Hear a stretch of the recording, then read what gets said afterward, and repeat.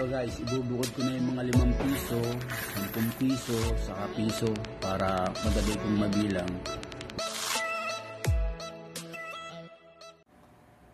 Hello guys! Ako dito, si Gelok Coins TV. Nakita nyo to guys, itong mga old coins ko. Ngayon guys, ang pag-uusapan natin guys, yung 1 peso na 1980 na tayo guys.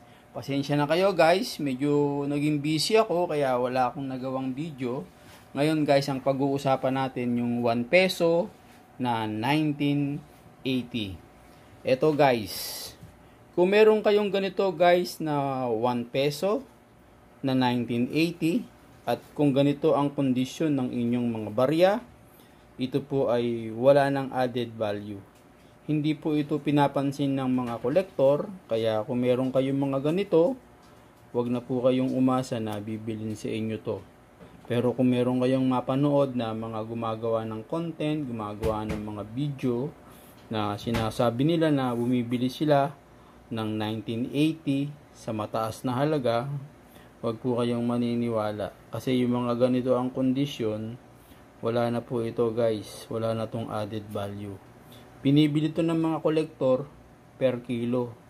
Kagaya ng ganito, bibili nito guys per kilo, assorted, halo-halo. Ang bili ng kolektor sa mga ganito, 100 isang kilo, yung iba 120, yung iba 150. Assorted yan, halo-halo. Minsan mayroon pang halong mga ibang bansa. Yun ang bili nila nun. 100, 120, 150. Basta yung mga pangit na kondisyon ng mga barya. Yung mga ganito guys, na 1 peso, na 1980, ito po ay wala ng added value. Ito ang ating pag-uusapan ngayon. Ito guys, ang hinahanap ng mga kolektor. Yan. Kung meron kayong ganito ang kondisyon ng inyong mga barya, maganda ang kondisyon, na 1980, sigurado ako guys, ito po ay bibilin sa inyo ng mga kolektor. Dahil ito po ay binubuo nila, series, mula 1975 hanggang 1982. Binubuo nila to. Ilalagay nila sa frame, layout. Ang hanap nila talaga yung mga magaganda. Yung iba naman, nilalagay sa ganito. Yan. Dito nilalagay. Ito ngayon guys yung pinag-uusapan natin, 1 peso 1980. Nakasulat dyan, Republika ng Pilipinas, ang bagong lipunan series.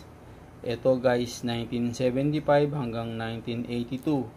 Lahat ito guys puro 1975 yan. Ito guys 1975. Ang pag-uusapan na natin 1980. Tingnan natin guys kung magkano ang kanyang value. Ito guys, yan nakalagay dyan, 1 peso. Yan. Tapos nakasulat dito, 1975 hanggang 1982. Yung kanyang composition, copper nickel. 75% copper, 25% nickel. Yung kanyang bigat, 9.5. Yung kanyang diameter, 29. Yung kanyang thickness 1.9. Tingnan na natin guys yung kanyang value.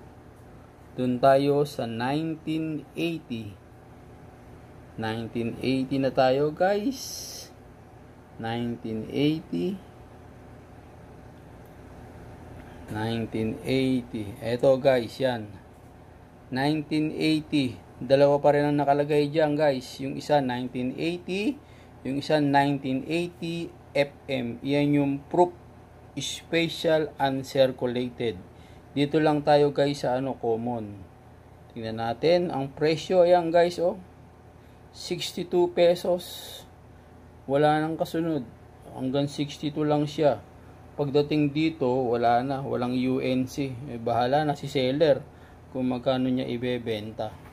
Tapos yung ginawa, ayan 19,693,000 yung ginawa.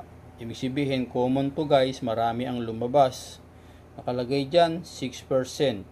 Dito naman, 0.8%. Ang presyo naman niya, 120. Ito yung ano guys, yung special uncirculated, yung proof. Tapos ang ginawa 13,133. 0.8% ang value niya, UNC 120. Dito tayo guys sa 62 pesos. Ang presyo guys nung 1980, 62 pesos pataas. Bahala na si seller. Okay guys.